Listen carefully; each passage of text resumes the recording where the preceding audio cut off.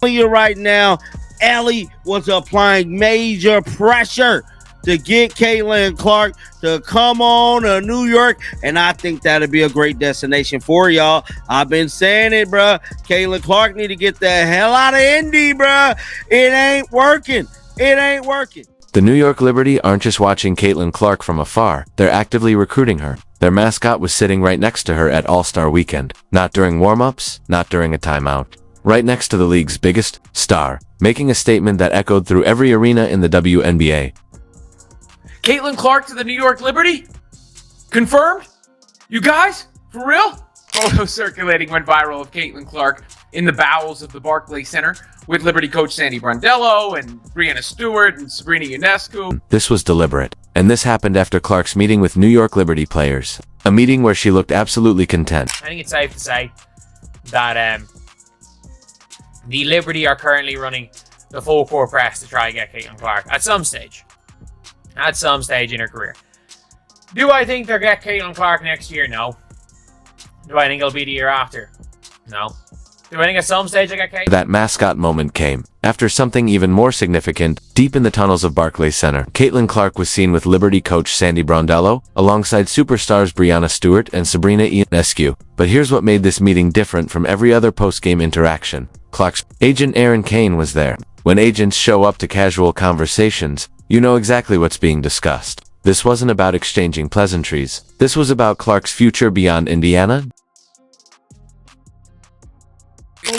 Mascots, yes. The New York Liberty mascot, Ellie, was applying major pressure to Caitlin yesterday. I mean, she just could not stop messing with Caitlin. And I mean, it got so bad, Aaliyah Boston sitting next to Caitlin like this. Like, all the people ain't just watching you just sit here and be all up in Ellie's face. I love this. I think Caitlin Clark was just showing love. But I'm telling you right now, Ellie was applying major pressure to get Caitlin Clark to come on to New York, and I think that'd be a great destination. The timing couldn't have been more perfect for New York's pitch. Clark had just watched her team get demolished 9,877 without her. She's been dealing with her third different soft tissue injury this season, and every time she comes back, she's being asked to fit into a system that doesn't maximize her talents. Hey, imagine getting on national TV, being paid by ESPN, paid by CBS, and have the nerve to look at the viewing public, lie to them, and say the Indiana Fever are more dangerous without Caitlin Clark. I'm curious, are those same people going to be on TV this evening, tomorrow morning?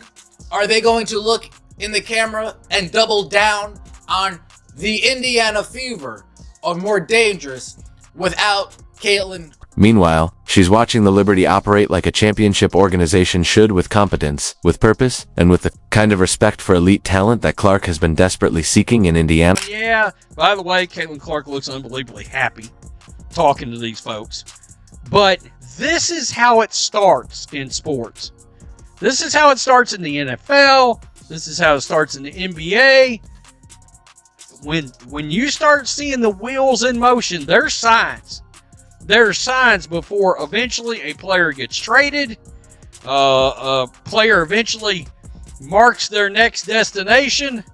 The Indiana Fever, you're on notice. You're on notice. You better recognize what you've got going on, the asset in front of you, and you do whatever you have to do to correct what is happening. If you are enjoying, please subscribe. Let's talk about what's really happening with Stephanie White's tactics, because this is where the panic truly begins. Clark came back from injury, only to find herself moved out of the point guard position. White decided that Ari McDonald should run the offense instead. Think about that for a second. You have the most dynamic playmaker in the league, the player who breaks viewership records every time she touches the ball, and you're taking the ball out of her hands to give it to someone else. It was supposed to be built upon Caitlin Clark's strengths. It's that simple. It's that simple. What's wild is you had the easiest gig in the business. This was the easiest gig in the business. All you had to do was show up. Yo, what offense was y'all running last year? Y'all was scoring like 104, 108, sometimes in the 90s. Whoa. Okay, run your offense. But y'all listen to me on this defensive end. I'll let y'all do what y'all want on O, Caitlin. The offense is yours. I'm going to handle this defensive side of the ball. We're going to get better over here. You had the easiest gig in the business. You went and blew it. You went and just made the job 10 times harder than what it needed. This isn't coaching. This is sabotage disguised as strategy. White talks about wanting 2 ball handlers on the court, but what she's really doing is limiting Clark's impact before opposing teams even have a chance to react. The numbers don't lie. When Clark runs the offense, everything flows. The ball moves, points, gets scored, and the team functions like a cohesive unit. When she's relegated to playing off the ball, the Fever struggled to create offense, and Clark looks like a shell of herself. I thought we started really well. I thought we were competitive. I thought we played with energy in the first 5 minutes. And then, when they kind of went on their first run, it kind of deflated us a little bit, which I'm not really sure why. But the offense, I think, for us, it starts on defense. And we struggled, scouting report wise, we struggled personnel, we struggled to do what the coaches asked of us. And then, overall, we just played with more energy and effort. And, those are the things. Mark averaged 19 points and 4 assists per game in her rookie season. This year, under White's rigid system, she's shooting just 36.7% from the field and an abysmal 27.9% from 3.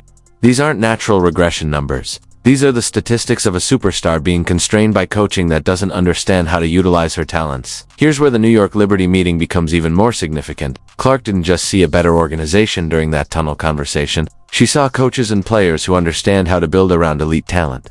The Liberty don't try to make Sabrina Ionescu fit into some predetermined system. They build their system around what makes Ionescu great. They don't move Breanna Stewart out of position to accommodate role players. They maximize their superstar strengths and hide their weaknesses.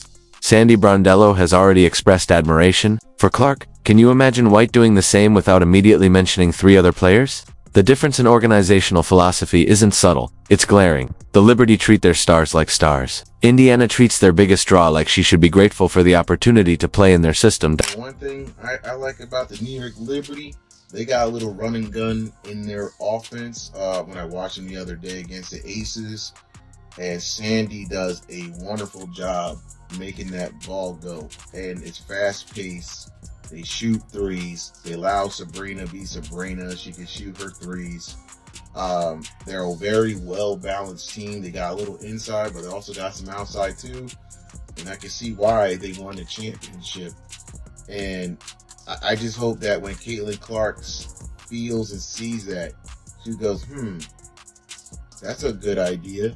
The viewership numbers tell the story of Clark's true value to the league. When she returned from injury against the Liberty, the game drew 2.2 million viewers with a peak of 2.8 million. That was ESPN's 3rd most watched WNBA game ever on ABC. Without Clark, Fever games dropped 40% in viewership. The league averaged 987 fans per game in 2024, but Clark's games consistently sold out 15,000-seat arenas. But here's the kicker. Clark won't be stuck in Indiana forever. Her rookie contract runs through 2027, but 2028 marks the beginning of her free agency. That meeting with the Liberty wasn't about making an immediate move. It was about laying groundwork for when she can actually choose where she wants to play. New York is building the perfect landing spot for her arrival. Let's examine what New York offers that Indiana doesn't. First, organizational competence. The Liberty have a proven track record of building championship rosters. They understand how to construct teams around elite talent. They have cap space, 154,969 in available room compared to Indiana's 111,931. More importantly,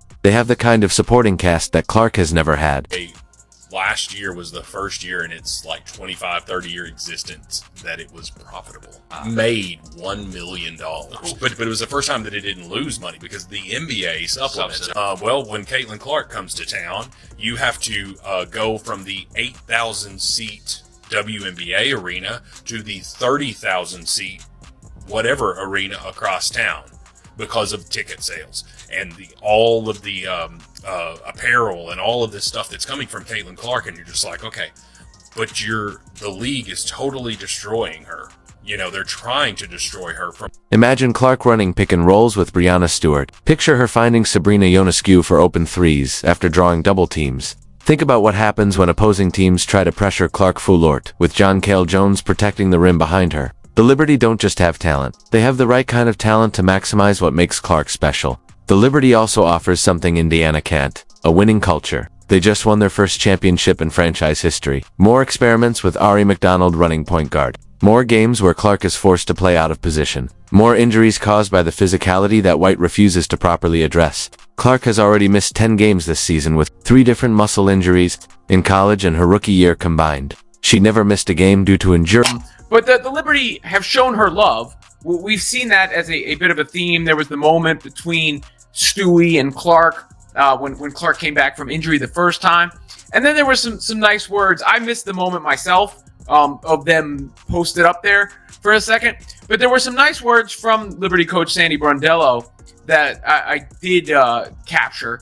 And I thought they were... Contrast becomes even starker when you look at how both organizations handle their superstars. When I struggled early in her career, the Liberty didn't move her off ball. They built around her strengths and let her develop into the player she became. When Stewart arrived in New York, they didn't ask her to change her game to fit their system. They changed their system to maximize her impact. Clark is watching all of this unfold. She's seeing how championship organizations operate while dealing with Indiana's dysfunction. They consistently sell out Barclays Center, and when Clark joins them, those crowds will only get larger. The media market in New York offers endorsement opportunities that Indianapolis simply cannot match.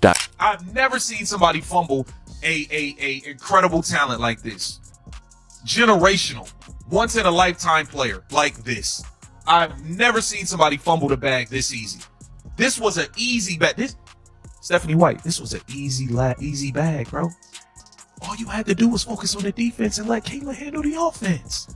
But you're fixated on this trash offense you brought from Connecticut that nobody wants. The real appeal for Clark isn't the market or the money. It's the respect. The Liberty would never take the ball out of Clark's hands. To accommodate a role player, they wouldn't experiment with her position while she's trying to recover from injury. They would build their entire offense around maximizing her strengths the way championship organizations handle generational talents. The Panic in Indiana should be reaching fever pitch right now. They have the most valuable player in women's basketball and they're wasting her prime years with coaching decisions that make no sense. Her economic impact has been estimated at $36 million for Indianapolis alone. She's responsible for almost 27% of the league's economic activity. When she moves to New York, all of that economic impact moves with her. The Liberty aren't just recruiting a player. They're recruiting a franchise-altering force who could turn them into the most valuable team in the WNBA. For the people who don't believe in the CC effect, my precious CC, y'all ticket sales went from $262 to $121 to $64 to get in at the door. That is horrible. It decreased by 48%. You hear me? That is wild. So for all the ones who be hating on my precious CC, understand the Caitlin Clark effect is real.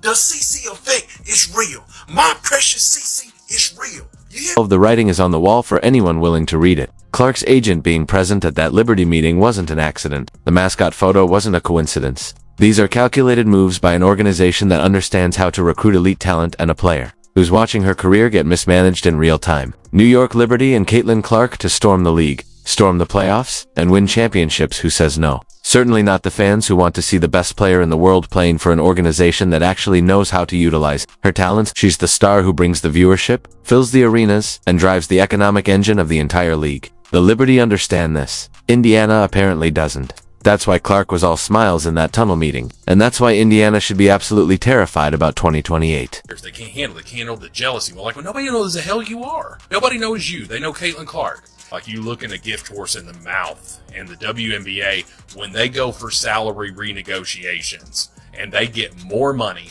because of the viewers that Caitlin Clark brings in, they need to call Caitlin and say thank you for money because of you. But the Queen doesn't need to settle for being treated like a pawn in someone else's chess game. She can choose to be the centerpiece of a championship organization that actually understands her value. The New York Liberty just showed her exactly what that looks like, and Clark clearly liked what she saw. Because when 2028 arrives and Clark has the freedom to choose her destination, the Liberty won't be making recruiting pitches through tunnel meetings and mascot photo opportunities. They'll be making championship promises backed by a track record of actually delivering on them. And for a player who spent her entire professional career watching her talents get wasted by organizational incompetence, that's an offer that's going to be impossible to refuse. News.